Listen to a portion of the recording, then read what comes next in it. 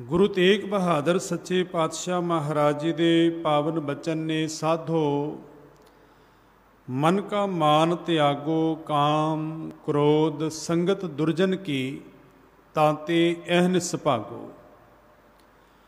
सतगुरु गुरु तेग बहादुर सच्चे पातशाह महाराज जिन्हां दा आगमन पुरब है। गुरु तेग बहादुर सच्चे पातशाह महाराज ने 15 रागां दे विच बाणी उचारण कीती और 15 रागां दे विचों सब तो पहला जिहड़ा राग है वह गौड़ी राग है। गौड़ी राग का ये पहला बचन है कि साधो मन का मान त्यागो। सतगुरु गुरु तेग बहादुर सच्चे पातशाह की बाणी की भी विलक्षणता है कि उन्होंने पहलियां पंक्तियां ही राहाव दियां उचारण कीतियां ने और सतगुरु महाराज की पावन बाणी हिंदी दे विच है। उदा कारण है कि औरंगजेब का यह ऐलानिया हुक्म सी कि जे हिंदुस्तान के अंदर वसन वाले जो वसनीक ने बशिंदे ने वो अरबी और फारसी भाषा ही बोल सकते हैं, पर सतगुरु गुरु तेग बहादुर सच्चे पातशाह ने उहदी ईन नूं मन्निया नहीं। महाराज ने सारी बाणी वो भावें 57 सलोक ने ते सतगुरु महाराज ने 59 शब्द जड़े उचारण किए ने वो सारे दे सारे महाराज ने हिंदी दे उचारण किए ने।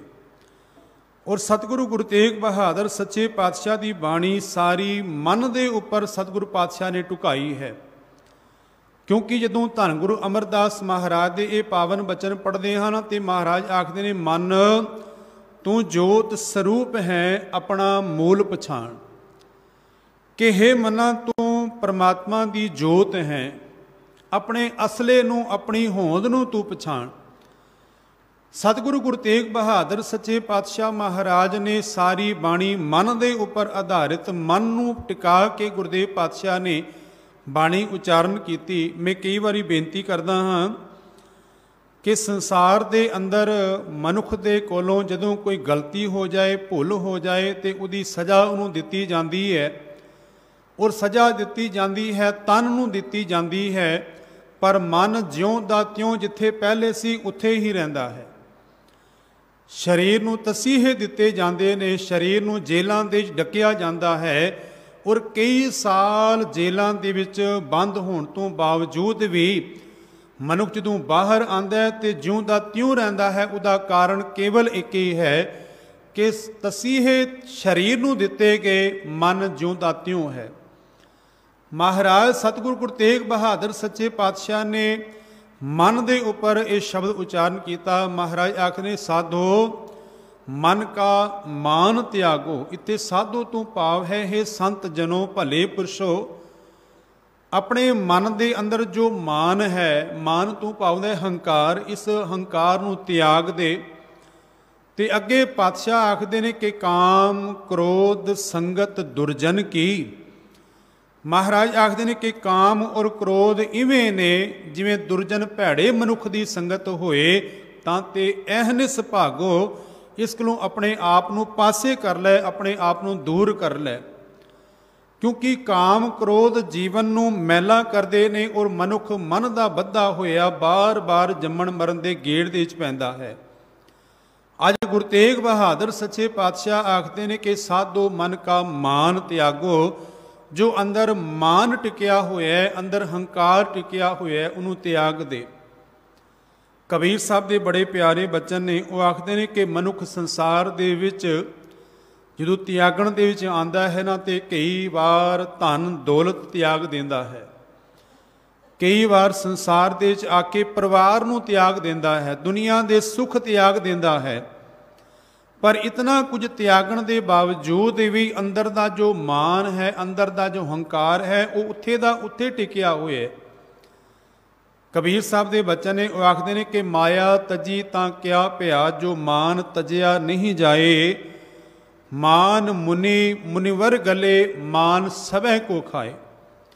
आखते हैं कि माया त्याज दिती, घर बार त्याग दिता, परिवार त्याग दिता, ते की होया?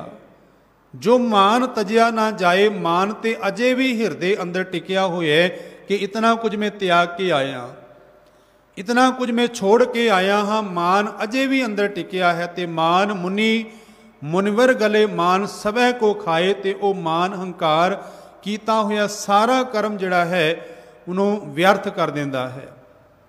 ਸਤਿਗੁਰੂ ਗੁਰੂ ਤੇਗ ਬਹਾਦਰ ਸੱਚੇ ਪਾਤਸ਼ਾਹ ਮਹਾਰਾਜ ਨੇ ਰਹਿਮਤ ਕੀਤੀ। ਮਹਾਰਾਜ ਆਖਦੇ ਨੇ ਕਿ ਅੰਦਰ ਦਾ ਜੋ ਮਾਨ ਹੈ, ਅੰਦਰ ਦਾ ਜੋ ਹੰਕਾਰ ਹੈ ਨਾ, ਇਹਨੂੰ ਤਿਆਗ ਦੇ। ਭਰਥਰੀ ਦੇ ਬਾਰੇ ਇਹ ਕਿਹਾ ਜਾਂਦਾ ਹੈ ਕਿ ਰਾਜਾ ਭਰਥਰੀ ਘਰ ਬਾਰ ਰਾਜ ਭਾਗ ਤਿਆਗ ਕੇ ਜਦੋਂ ਚੱਲ ਪਿਆ, ਰਸਤੇ ਦੇ ਵਿੱਚ ਕਿਸੇ ਨੇ ਪਾਨ ਖਾ ਕੇ ਥੁੱਕਿਆ ਸੀ। ਸੂਰਜ ਦੀਆਂ ਕਿਰਨਾਂ ਪਈਆਂ, ਉਹ ਪਾਨ ਸੁੱਕ ਕੇ ਚਮਕਣ ਲੱਗਾ। ਸੋਚਿਆ ਸੋਨਾ ਹੈ, ਤੇ ਜਦੋਂ ਹੱਥ ਦੇ ਨਾਲ ਪਕੜਨ ਲੱਗਾ ਹੱਥ ਮੈਲਾ ਹੋ ਗਿਆ।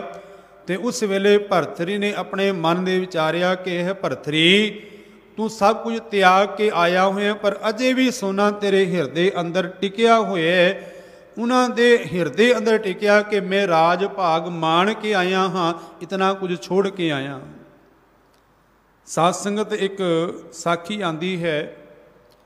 ਇੱਕ ਰਾਜਾ ਆਪਣੇ ਘਰ ਤੋਂ ਬਾਹਰ ਜਾ ਕੇ, ਰਾਜ ਮਹਿਲ ਦੇ ਬਾਹਰ ਜਾ ਕੇ ਲੋਕਾਂ ਨੂੰ ਦਾਨ ਪੁੰਨ ਕਰਿਆ ਕਰਦਾ ਸੀ।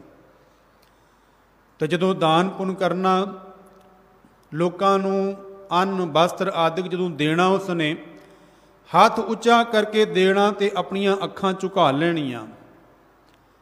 ਲੋਕੀ ਆਉਂਦੇ ਸਨ, ਆ ਕੇ ਉਹਦੇ ਕੋਲੋਂ ਅੰਨ ਵਸਤਰ ਧਨ ਲੈਂਦੇ ਸਨ। ਕਾਫੀ ਸਮਾਂ ਇਸ ਤਰ੍ਹਾਂ ਬਤੀਤ ਹੋਇਆ। ਇੱਕ ਵਾਰ ਉਸ ਲਾਈਨ ਦੇ ਵਿੱਚ ਇੱਕ ਫਕੀਰ ਵੀ ਲੱਗ ਗਿਆ। ਜਦੋਂ ਫਕੀਰ ਦਾ ਨੰਬਰ ਆਇਆ, ਫਕੀਰ ਦੇਖਦਾ ਹੈ ਕਿ ਰਾਜਾ ਦਾਨ ਤੇ ਦਿੰਦਾ ਹੈ, ਪਰ ਦੇਣ ਵੇਲੇ ਰਾਜੇ ਦੀਆਂ ਅੱਖਾਂ ਝੁਕ ਜਾਂਦੀਆਂ ਨੇ। ਜਦੋਂ ਉਸ ਰਾਜੇ ਨੇ ਫਕੀਰ ਨੂੰ ਕੁਝ ਦੇਣ ਲਈ ਹੱਥ ਉੱਚਾ ਕੀਤਾ ਨਾ, ਫਕੀਰ ਨੇ ਹੱਥ ਪਕੜ ਲਿਆ। ਆਖਣ ਲੱਗਾ, ਰਾਜਨ, ਇੱਕ ਗੱਲ ਮੈਨੂੰ ਸਮਝ ਨਹੀਂ ਆਈ। ਲੋਕੀ ਦਾਨ ਪੁੰਨ ਕਰਦੇ ਨੇ ਆਪਣੇ ਹੰਕਾਰ ਲਈ, ਤੇ ਆਪਣੇ ਹੰਕਾਰ ਦੇ ਵਾਧੇ ਲਈ ਆਖਦੇ ਨੇ ਅਸੀਂ ਇਤਨਾ ਦਾਨ ਪੁੰਨ ਕੀਤਾ, ਅਸੀਂ ਇਤਨਾ ਕੁਝ ਕਰ ਰਹੇ ਹਾਂ, ਪਰ ਮੈਂ ਦੇਖਿਆ ਤੇਰੀਆਂ ਅੱਖਾਂ ਝੁਕ ਜਾਂਦੀਆਂ ਨੇ। ਉਸ ਰਾਜੇ ਨੇ ਬੜਾ ਸੋਹਣਾ ਜਵਾਬ ਦਿੱਤਾ। ਆਖਣ ਲੱਗਾ, ਦੇਨਹਾਰ ਕੋਈ ਹੋਰ ਹੈ, ਜੋ ਦੇਵਤ ਹੈ ਦਿਨ ਰੈਣ, ਲੋਕ ਭਰਮ ਮੁਝਮੈ ਕਰੇ ਜਾਤੇ ਨੀਚੇ ਨੈਣ। ਉਹ ਆਖਣ ਲੱਗਾ, ਮੈਂ ਕੋਈ ਦੇਣ ਵਾਲਾ ਨਹੀਂ ਹਾਂ, ਦੇਣ ਵਾਲਾ ਤੇ ਕੋਈ ਪਰਮਾਤਮਾ ਹੋਰ ਹੈ। ਮੈਨੂੰ ਤੇ ਜਰੀਆ ਬਣਾਇਆ ਹੈ ਉਸਨੂੰ, ਉਸ ਮਾਲਕ ਨੇ ਮੈਨੂੰ ਜਰੀਆ ਬਣਾਇਆ ਹੈ। ਲੋਕ ਭਰਮ ਮੁਝਮੈ ਕਰੇ, ਲੋਕ ਭਰਮ ਕਰਦੇ ਨੇ, ਜਾਤੇ ਨੀਚੇ ਨੈਣ, ਇਸ ਕਰਕੇ ਮੇਰੇ ਨੈਣ, ਮੇਰੀਆਂ ਅੱਖਾਂ ਝੁਕੀਆਂ ਹੋਈਆਂ ਨੇ। ਸਤਿਗੁਰੂ ਗੁਰੂ ਤੇਗ ਬਹਾਦਰ ਸੱਚੇ ਪਾਤਸ਼ਾਹ ਆਖਦੇ ਨੇ ਕਿ ਸਾਧੋ ਮਨ ਕਾ ਮਾਨ ਤਿਆਗੋ, ਆਪਣੇ ਮਨ ਦੇ ਵਿੱਚੋਂ ਮਾਨ ਹੰਕਾਰ ਤਿਆਗ ਦੇ। ਔਰ ਸਾਧ ਸੰਗਤ, ਧੰਨ ਗੁਰੂ ਅਰਜਨ ਦੇਵ ਮਹਾਰਾਜ ਨੇ ਆਖਿਆ, ਜੇ ਸਚਿਆਰਾ ਬਣਨਾ ਚਾਹਦਾ ਹੈ ਨਾ, ਤੇ ਸਚਿਆਰੇ ਬਣਨ ਦਾ ਕੇਵਲ ਇੱਕੋ ਹੀ ਢੰਗ ਹੈ, ਇੱਕੋ ਹੀ ਜੁਗਤੀ ਹੈ। ਗੁਰਦੇਵ ਪਾਤਸ਼ਾਹ ਨੇ ਦੋ ਜੀਵਾਂ ਦੀ ਗੱਲ ਕੀਤੀ। ਇੱਕ ਉਹ ਜਿਹੜਾ ਪਰਮਾਤਮਾ ਦੇ ਨਾਮ ਦੇ ਨਾਲ ਜੁੜਿਆ ਹੋਇਆ ਹੈ, ਇੱਕ ਉਹ ਜਿਹਦੇ ਹਿਰਦੇ ਅੰਦਰ ਪ੍ਰਭੂ ਨੂੰ ਮਿਲਣ ਦੀ ਤਾਂਘ ਹੈ, ਜੋ ਮਿਲਣਾ ਚਾਹੁੰਦਾ ਹੈ। ਸਤਿਗੁਰੂ ਮਹਾਰਾਜ ਨੇ ਦੋ ਪੰਕਤੀਆਂ ਅੰਦਰ, ਦੋ ਪਦਿਆਂ ਅੰਦਰ ਸਵਾਲ ਕੀਤੇ, ਤੇ ਦੋਵਾਂ ਅੰਦਰ ਫਿਰ ਗੁਰਦੇਵ ਪਾਤਸ਼ਾਹ ਨੇ ਜਵਾਬ ਵੀ ਦਿੱਤਾ। ਮਹਾਰਾਜ ਆਖਦੇ ਨੇ ਕਿ ਪਹਿਲਾ ਇੱਕ ਜੀਵ ਜਿਹਦੇ ਹਿਰਦੇ ਅੰਦਰ ਮਿਲਣ ਦੀ ਤਾਂਘ ਹੈ, ਉਹ ਆਖਦਾ ਹੈ ਕਿ ਏਕ ਪਿਤਾ, ਸਾਡੇ ਸਾਰਿਆਂ ਦਾ ਇੱਕੋ ਪਿਤਾ ਹੈ ਪਰਮਾਤਮਾ। ਏਕਸ ਕੇ ਹਮ ਬਾਰਿਕ, ਉਸ ਮਾਲਕ ਦੇ ਅਸੀਂ ਸਾਰੇ ਬੱਚੇ ਹਾਂ। ਤੂੰ ਮੇਰਾ ਗੁਰਹਾਈ, ਤੂੰ ਮੇਰਾ ਗੁਰੂ ਭਾਈ ਵੀ ਹੈ। ਸੁਣ ਮੀਤਾ, ਜਿਉ ਹਮਾਰਾ ਬਲ ਬਲ ਜਾਸੀ, ਹੈ ਮੇਰੇ ਮਿੱਤਰ ਸੁਣ, ਮੇਰੀ ਜਿੰਦ ਤੇਰੇ ਤੋਂ ਕੁਰਬਾਨ ਜਾਏਗੀ। ਹਰ ਦਰਸ਼ਨ ਦੇਹੋ ਦਿਖਾਈ, ਮੈਨੂੰ ਉਸ ਮਾਲਕ ਦੇ ਦਰਸ਼ਨ ਹੋ ਜਾਣ। ਸੁਣ ਮੀਤਾ, ਧੂਰੀ ਕੋ ਬਲ ਜਾਈ, ਹੈ ਮਿੱਤਰ ਮੈਂ ਤੇਰੇ ਚਰਨਾਂ ਦੀ ਧੂਰ ਤੂੰ ਬਲਿਹਾਰ ਜਾਂਦਾ ਹਾਂ। ਇਹ ਮਨ ਤੇਰਾ ਭਾਈ, ਮੈਂ ਆਪਣਾ ਮਨ ਵੀ ਤੇਰਾ ਆਗਿਆਕਾਰੀ ਬਣਾ ਦੇਵਾਂ। ਸੁਣ ਮੀਤਾ, ਧੂਰੀ ਕੋ ਬਲ ਜਾਈ, ਇਹ ਮਨ ਤੇਰਾ ਭਾਈ, ਪਾਉ ਮਲੋਵਾ ਮਲ ਮਲ ਧੋਵਾ, ਇਹ ਮਨ ਤੈਕੂ ਦੇਸਾਂ। ਸੁਣ ਮੀਤਾ, ਹੋ ਤੇਰੀ ਸ਼ਰਨਾਈ ਆਇਆ, ਪ੍ਰਭ ਮਿਲੋ ਦੇਹੋ ਉਪਦੇਸਾ। ਮੈਨੂੰ ਪਰਮਾਤਮਾ ਮਿਲ ਪਏ, ਰੱਬ ਦੇ ਨਾਲ ਸਾਂਝ ਪੈ ਜਾਏ, ਐਸਾ ਕੋਈ ਉਪਦੇਸ਼, ਐਸਾ ਕੋਈ ਗਿਆਨ, ਐਸੀ ਕੋਈ ਸਿੱਖਿਆ ਦੇ। ਫਿਰ ਅੱਗੋਂ ਜੁੜੇ ਹੋਏ ਨੇ ਆਖਿਆ ਕਿ ਜੇ ਪਰਮਾਤਮਾ ਦੇ ਨਾਲ ਮਿਲਣਾ ਚਾਹੁੰਦਾ ਹੈ, ਤੂੰ ਸਚਿਆਰ ਹੋਣਾ ਚਾਹੁੰਦਾ ਨਾ, ਤੇ ਕੇਵਲ ਇੱਕੋ ਹੀ ਜੁਗਤ ਹੈ, ਮਾਨ ਨਾ ਕੀਜੈ।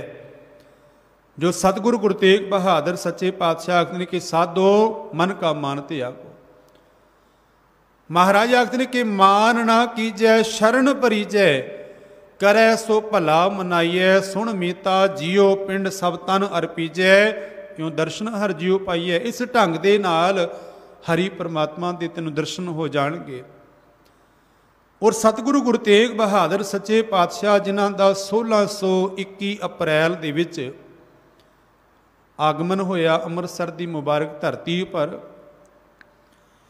मीरी पीरी दे मालिक सतगुरु धन गुरु हरगोबिंद साहब सच्चे पातशाह ने नाम रखिया सी त्याग मल, त्याग दी मूरत। ते सतगुरु धन गुरु तेग बहादुर सच्चे पातशाह में संखेप जी अर्ज करा, जदों बाबा गुरदित्ता जी का विआह आन लगा ना, तो माता जी ने सारिया बच्चों वास्ते इक्को वर्गी पोशाक, इक्को वर्गी ड्रैस तैयार की। जदों बरात ढुकन लगी, बरात जदों चढ़ी है, जदों सारे नच रहे ने, तो किसी की नज़र नहीं पई, केवल सर्दियों के दिन ते धन गुरु तेग बहादुर सच्चे पातशाह त्याग मल की नज़र एक छोटे जे बच्चे के उपर पे, जिहदे तन के उपर बस्तर नहीं ने। गुरु तेग बहादुर सच्चे पातशाह ने अपने तन के उपर पाया होया वो कीमती वस्त्र चोला जिहड़ा उस बच्चे नूं पवा दिता, ते घर दे विच जाके होर सादा जिहड़ा है कपड़ा अपने तन के उपर पा लिया। जदों माता नानकी जी ने धन गुरु हरगोबिंद साहब महाराज नूं ये गल दसी, ते महाराज ने गल दे नाल ला के ये गल आखी सी कि अज किसी के तन नूं नंगेज देखिया ते अपने तन का वस्त्र उन्हां दी पत ढक दित्ती इन्हां ने। कि त्यागमल जी ने भाव के गुरु तेग बहादुर सच्चे पातशाह ने किसी बच्चे के तन नूं नंगेज देखिया, नंगा देखिया, ते अपने तन का चोला, अपने तन के उपर पाया होया वस्त्र उस बच्चे नूं देख के उसका नंगेज ढक दिता। कदे आने वाले समय अंदर जे किसी के धर्म नूं नंगेज होया देखणगे, बेपत होया देखणगे, ते अपने तन नूं चोला बना के उन्हां दी पत ढक देणगे। सतगुरु महाराज त्याग दी मूरत ने। देखो जदों बाबा गुरदित्ता जी दे साहबजादे गुरु हर राय साहब सच्चे पातशाह गद्दी पर बैठे, ते त्याग दी मूरत ही ना, महाराज ने कोई सवाल जवाब नहीं किया, मालिक दे चरनां दे नाल जुड़े रहे। धन गुरु हर राय सच्चे पातशाह दे साहबजादे धन गुरु हरकृष्ण साहब महाराज गुरता गद्दी पर बैठे, तां भी त्याग दी मूरत, केवल त्याग नाम ही नहीं, जीवन अंदर त्याग नूं कमाया भी है। 8वीं पातशाही गद्दी पर बैठे तां भी त्याग की मूरत शांत बैठे ने। ते धन गुरु हरकृष्ण साहब महाराज ने फिर बचन किए सन कि बाबा बसै जे ग्राम बकाले, बन गुर संगत सकल संभाले। ते धन गुरु तेग बहादुर सच्चे पातशाह 9वें जामे दे विच प्रगट होए ने। जदों 13 साल की उम्र है ते करतारपुर की जंग के अंदर जिन्हों महराज की जंग किया जाता है, जोहर दिखाए, ते धन गुरु हरगोबिंद साहब महाराज ने ये बचन किए सन, आखन लगे केवल त्याग की मूर्त ही नहीं, ये त्याग मल ही नहीं, ये तेग दे बहादुर ने। ते महाराज का नाम उस वेले तो तेग बहादुर पै गया। 13 साल की उम्र है। सतगुरु गुरु तेग बहादुर सच्चे पातशाह महाराज उन्होंने जीवन की एक घटना में आपना साझी करके समाप्ति वाल होवां। जदों गुरुदेव पातशाह महाराज ढाके वाल विचर रहे ने, सतगुरु गुरु तेग बहादुर सच्चे पातशाह आसाम की धरती पर विचर रहे ने, ते उस वेले औरंगजेब ने जो राजपूत राजा है जिसका नाम है राजा राम सिंह, राजा राम सिंह दे गिरफ्त दे विच शिवाजी मरहट्टा सी। ते शिवाजी मरहट्टा उत्थे दे जो जैली सन जां जेल दे विच रहण वाले सन, उन्हां दी मदद दे नाल जेल दे विचों फरार हो गया। औरंगजेब नूं इस गल का पता लगा। औरंगजेब बड़ा नाराज़ होया राजा राम दे नाल, ते उसने आख्या कि राजा राम फिर एक काम कर, तू ब्रह्मपुरे वल भाव के आसाम की धरती वल जा, ते उत्थे दा जो ब्रह्मपुरे दा राजा है उसनूं जित के आ। क्योंकि औरंगजेब बड़ा सियाणा सी। उन्हें सोचा जे ब्रह्मपुरा इसने जित लिया तो वह राज साड़ी सीमा वध जाएगी। जे उत्थे दे राजे ने राजे राम सिंह नूं मार दिता तो मेरा एक दुश्मन खत्म हो जाएगा, मैनूं राज भी दा मिल जाएगा। दोहां पक्षां तो औरंगजेब का जिहड़ा है वह फायदा हो रहा है। राजा राम सिंह ना चाहदियां होइयां भी जदों आसाम की धरती पर पहुंचिया तो आसाम दे विच ढाका दे विच जां बंगाल दे विच उस वेले जादू जिहड़ा है वह बहुत मनिया होया सी। ते राजा राम डर रहा है कि यह ना होए मेरियां फौजां अन्नियां हो जाण, वो जादू के नाल ते मैनूं मार देण। उहदा डर सुभावक सी। वो धन गुरु तेग बहादुर सच्चे पातशाह नूं मिलिया। मैं इत्थे अर्ज करनी चाहता हाँ कि धन गुरु तेग बहादुर जिथे त्याग की मूरत ने, जिथे तेग दे बहादुर ने, उत्थे सतगुरु गुरु तेग बहादुर सच्चे पातशाह का राजनीतिक कद कितना उच्चा है। वो राजा राम सिंह धन गुरु तेग बहादुर सच्चे पातशाह नूं बेनती करन लगा कि महाराज तुसी साडी मदद करो, क्योंकि इत्थे दे लोग जिहड़े ने इन्हां नूं जादू टोना बहुत आंदा है। महाराज ने राजा राम नूं आख्या कि तू अपनियां फौजां तैयार कर, इन्हां जादू टोने दे कुछ नहीं रखिया होया। क्योंकि मैं आप दा ध्यान दे आवां, जदों धन गुरु नानक सच्चे पातशाह के समय अंदर बाबर ने हिंदुस्तान के उपर हमला किया ना, इत्थे दे मौलवी इत्थे दे पंडितां ने यह कह के राजपूतां नूं उस वेले पठानां नूं बिठा दिता कि तुसी परवाह ना करो, ऐसे मंत्र पढ़ांगे कि मुगल सारे अन्ने हो जाणगे, वो सारियां फौजां अन्नियां हो जाणगियां, साडा कुछ बिगाड़ नहीं सकणगियां। ते बाबर ने हमला किया एमनाबाद सैदपुर की धरती के उपर, शरीरां दे टुकड़े टुकड़े करके जमीन के उपर विछा दिते। ते धन गुरु नानक सच्चे पातशाह ने फिर उच्ची आवाज़ दे विच ये हुक्का दिता सी कि कोई मुगल ना होवा अंधा, किने ना परचा लाया, मुगल पठाना भई लड़ाई, रण में तेग वगाई, जिनकी चिरी दरगह पाटी तिना मरना पाई। महाराज ने आख्या सी कि जे जंगे मैदान के अंदर उन्हां दे नाल दो हाथ कर दे ते तां ते तुहाडी बचण दी उम्मीद सी, पर तुसी मंत्रां दे आसरे बैठे रहे। केवल मंत्रां दे आसरे नहीं, महाराज ने सूरमा बनाया उन्हां लोकां नूं। धन गुरु तेग बहादुर सच्चे पातशाह ने भी राजा राम नूं आख्या कि तुसी जंग की तैयारी करो। ते धन गुरु तेग बहादुर सच्चे पातशाह ब्रह्मपुरे के राजे दे नाल मिल के बैठते ने, उत्थे राजा राम नूं भी बुलाते ने। हुण देखो दो फौजां लड़न वास्ते तैयार ने, लखां उत्थे जिहड़े फौजी ने जां सैना ने वो जंग दे विच मर जांदियां, पर धन गुरु तेग बहादुर सच्चे पातशाह उन्हां दोहां राजियां की सुलह करा देंदे ने, जंग नहीं होंदी। वो दोवें राजे आखदे ने सतगुरु पातशाह तुसीं परोपकार कीता है, असीं तुहाडे लई की कर सकदे हां। महाराज कहन लगे सानू किसी चीज़ की लोड़ नहीं, पर हाँ जे तुसीं करना ही चाहते हो तो आसाम की धरती उपर गुरु नानक सच्चे पातशाह के नाम का गुरुद्वारा बनाया जाए। जिहड़ियां सीमा निर्धारित कीतियां सन दोहां राजियां दियां, उत्थे फिर गुरुद्वारा पहला बनिया आसाम की धरती उपर। जिहड़े ढालां लैके लड़न वास्ते आए सन उन्हां ढालां दे विच मिट्टी पा के उन्होंने थड़े तैयार किए ते उत्थे धन गुरु नानक सच्चे पातशाह के नाम का गुरुद्वारा बनिया।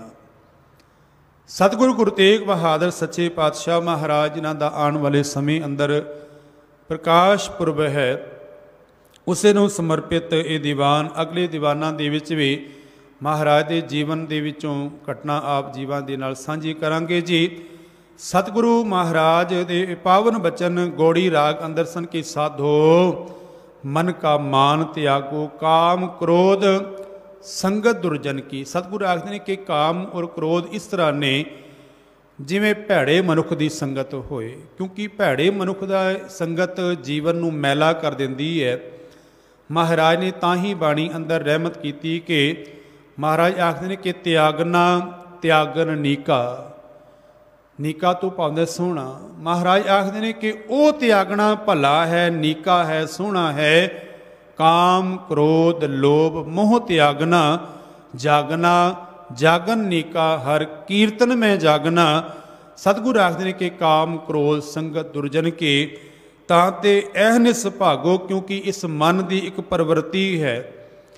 ਇਹ ਮਨ ਜਿਨ੍ਹਾਂ ਲੋਕਾਂ ਦੀ ਸੰਗਤ ਹੀ ਜਾਂਦਾ ਹੈ ਨਾ, ਉਸ ਤਰ੍ਹਾਂ ਦੇ ਗੁਣ ਅਵਗੁਣ ਆਪਣੇ ਜੀਵਨ ਅੰਦਰ ਧਾਰਨ ਕਰਦਾ ਹੈ।